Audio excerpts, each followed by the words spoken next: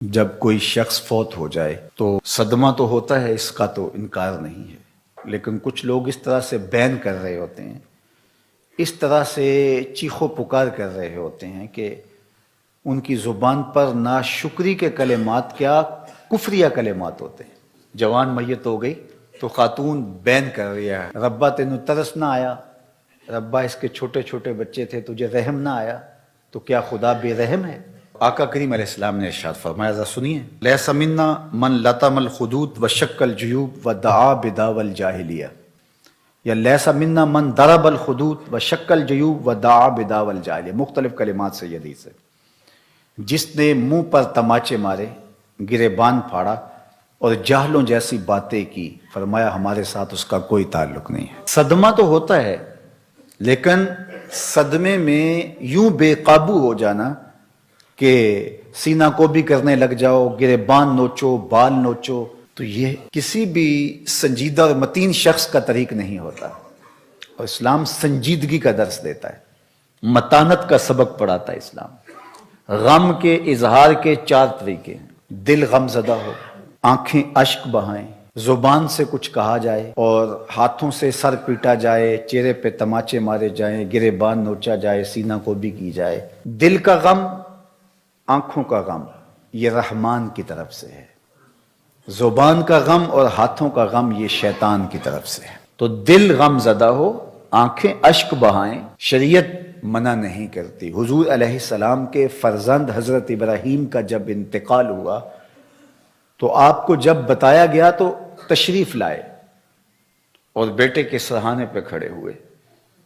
وَأَيْنَ رَسُولِ اللَّهِ تَذْرِفَانِ صلی اللہ علیہ وآلہ وسلم، حضور کی مبارک آنکھوں سے مسلسل آنسو بہ رہے تھے، اور آقا کریم علیہ السلام نے ارشاد فرمایا، ابراہیم دل غم زدہ ہے، آنکھیں رو رہی ہیں، لیکن زبان سے وہی کہوں گا جس سے میرا رب راضی ہوگا۔ تو دل کا غم، آنکھوں کا غم یہ رحمان کی طرف سے ہے۔ زبان سے واویلا، شور و غل، اور ہاتھوں سے کام لینا اور تماچے مارنا، گریبان نوچنا، بال نوچنا، یہ شیطان کی طرف سے۔ حضرت ابو موسیٰ رضی اللہ تعالی عنہ جب بیمار ہوئے تو آخری لمحات تھے ان کے، تو ان کی زوجہ محترمہ ان کو سنبھالے ہوئے تھی، حتیٰ کہ حضرت ابو موسیٰ کا سر ان کی بیوی کی آغوش میں تھا، گود میں تھا۔ تو جب شوہر ہاتھوں سے نکلتا جا رہا تھا اور نبض کمزور پڑنے لگی تو حضرت ابو موسیٰ کی بیوی نے چیخ ماری، تو حضرت ابو موسیٰ نے اس حالت میں ہی اپنی بیوی کی طرف غور سے دیکھا اور کہا، تو نے وہ سنا نہیں جو میرے حضور نے فرمایا تھا؟ تو وہ فوراً خاموش ہو گئی اور بالکل ان کی وہ کیفیت جو تھی وہ سنبھل گئی۔ تو ہمارے دین نے ہمیں تلقین کی کہ جب صدمہ آئے، جب تکلیف آئے، جب اذیت پہنچے تو متانت کے ساتھ اس وقت بھی رہا جائے۔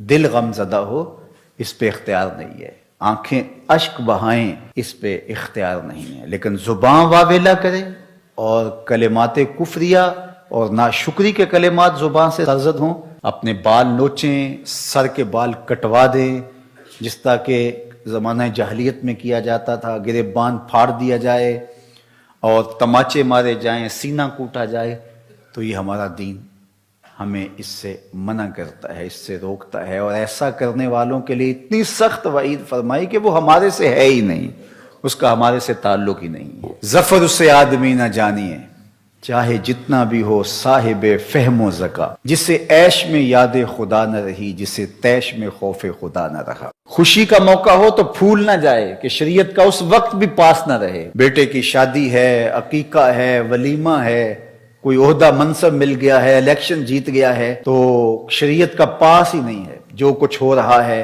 جی بیٹا خوشی کا موقع ہے، مسرتوں کا ہجوم ہے، جو مرضی کرے، اور دوسری جانب غم آئے تو زبان سے ناشکری کے کلمات۔ تو سنجیدگی، متانت اور درمیانہ راستہ ہمارے دین نے ہمیں بتایا۔